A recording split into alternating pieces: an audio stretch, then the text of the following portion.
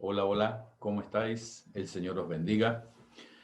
Hemos dejado un día libre y retomamos nuevamente con los vídeos. Ya terminamos el libro de Éxodo y ahora comenzamos con un análisis del Levítico. Pero antes de entrar a analizar el Levítico, es importante que sepamos por qué este libro se llama el libro de Levítico, por qué tiene ese nombre. Tiene lógicamente una motivación específica, y es que en este libro encontramos todas las instrucciones que los sacerdotes tenían para ofrecer los sacrificios. Es decir, los sacerdotes eran necesariamente de la tribu de Leví y de la familia de Aarón. Es decir, no todos los sacerdotes eran levitas, sino que además debían ser de la familia de Aarón. Aarón era de la familia de Leví, pero los sacerdotes y el sumo sacerdote solo podía ser descendiente de la familia de Aarón. Es decir, los levitas colaboraban en todo lo que tenía que ver con los sacrificios y demás, pero los sacerdotes eran dentro de la tribu de Leví, de la familia de Aarón.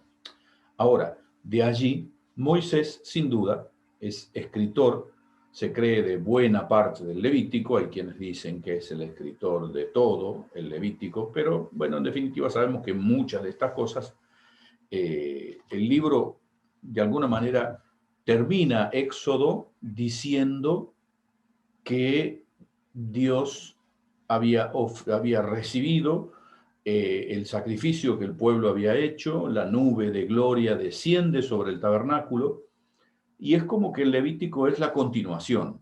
El pueblo ofreció sacrificio, Dios lo aceptó, entonces inicia el Levítico con una invitación de Dios a Moisés para venir a recibir sus instrucciones. Es decir, termina Éxodo con la construcción del tabernáculo, y en tanto Dios llama a Moisés porque, claro, el pueblo había experimentado el poder de Dios, el pueblo había experimentado el celo de Dios, la santidad de Dios. Y claro, lógicamente, ¿cómo podía un pueblo pecador establecer una relación con un Dios santo? ¿Cómo puede, de alguna manera, este pueblo relacionarse con Dios? El Levítico le da una serie de instrucciones. Moisés las recibe de parte de Dios para transmitírsela a Aarón y a sus familiares para que ellos continúen con los sacrificios.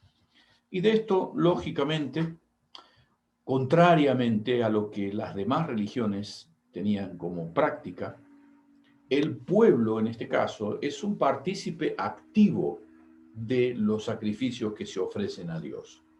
En las religiones paganas, normalmente, el pueblo era un mero espectador. En el pueblo de Israel, cómo el sacrificio tenía que ver siempre con una ofensa. El sacrificio siempre tenía que ver con el perdón. Y lógicamente lo que Dios estaba interesado no era en que se matara animales, sino que las personas que habían cometido un pecado, que habían cometido un delito, fueran conscientes de que ese delito tenía un costo, tenía un precio, y para eso eran los sacrificios, ¿sí? Es decir, toda ofrenda tendría un costo, y el costo era equitativo según las posibilidades financieras del oferente. Nunca alguien podía ofrecer más de lo que su economía le permitía.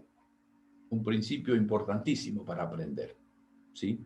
Pero es interesante que nosotros vivamos hoy, muchísimos siglos después. ¿Y cuál es el problema? El problema es que normalmente el sacrificio a Dios se tiene en cuenta a veces, las personas piensan que dar algo para Dios es dar una limosna. Y la limosna se diferencia de la ofrenda en que la limosna es para un necesitado. La ofrenda no es para un necesitado. La ofrenda es un acto de gratitud a Dios por lo que Él hizo. Es muy diferente la ofrenda de la limosna. Está bien que demos limosna, está bien, podemos ayudar a las personas, pero las ofrendas a Dios tienen que tener un costo. No le damos a Dios de lo que nos sobra, ¿sí? Podemos hacerlo, claro, pero no es agradable a los ojos de Dios. Imagínese. ¿A quién le gusta que le den las sobras?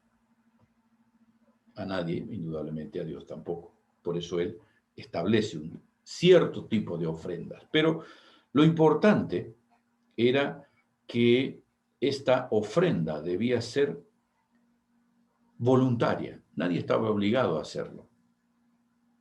El pueblo lo hacía porque quería. Y es interesante que el oferente llevaba el animal para el sacrificio, el sacerdote mataba al animal y simultáneamente mientras el sacerdote mataba al animal, quien había traído el animal para ofrecer el sacrificio ponía sus manos sobre la cabeza del animal. De esta forma simbolizaba que la muerte que le correspondía al pecador, porque el pecado se paga con la muerte, así lo establece Dios, le dice a Adán, el día que comas, morirás. Y entonces ese es el pecado que debía ser de alguna manera cubierto. ¿Cómo? Se transmitía la culpa al animal, que en este caso era sacrificado. Aquí vemos claramente una participación muy activa de parte del pueblo, ¿sí? Pero también respetando siempre la función del rol que cumplía el sacerdote. El pueblo no estaba autorizado a hacer sacrificios. El pueblo debía ir al sacerdote para ofrecer el sacrificio, que el sacerdote lo ofrecía en nombre de la otra persona, ¿sí? Pero la persona solo no lo podía hacer, ¿sí? Tengamos en cuenta que esto, lógicamente, hoy por hoy, cuando hablamos de doctrina cristiana, estas son prácticas que nosotros nunca más hemos llevado a cabo. ¿Por qué? Porque dice Pablo en Efesios, por ejemplo, en cuanto al sacrificio, dice en Efesios 5:2, andad en amor, como también Cristo nos amó y se entregó a sí mismo por nosotros, ofrenda y sacrificio a Dios en olor fragante. ¿Sí?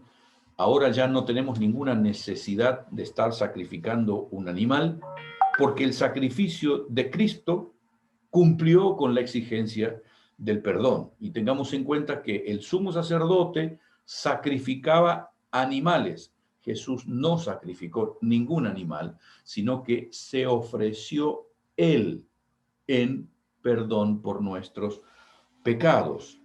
La escritura dice en Hebreos 7:23 que hubo muchos sacerdotes bajo el sistema antiguo, bajo el sistema levítico. Hubo muchos sacerdotes porque la muerte les impedía de continuar en sus funciones. Pero dado que Jesús vive para siempre, él resucitó, los otros sacerdotes no morían. Su sacerdocio, dado que vive para siempre, su sacerdocio vive para siempre. Su sacerdocio dura para siempre. Por eso puede salvar una vez y para siempre a los que se acercan a Dios por medio de él, quien vive para siempre a fin de interceder en favor de ellos. Es decir, la muerte de Jesús ha satisfecho la ira de Dios, y cada vez que nosotros nos acordamos de aquello que Jesús hizo, es bueno que recordemos lo que decía el Levítico, ¿sí? En el Levítico solo se podía percibir una sombra de lo que vendría después, pero Jesús es una realidad histórica desde lo que aconteció en la cuarta década de nuestra era, es decir, casi 2000 años atrás, cuando Jesús muere en el Getsemaní. Todo el libro de Levítico nos sirve para comprender y agradecer continuamente la obra redentora de Cristo. Mañana seguimos. Dios les bendiga.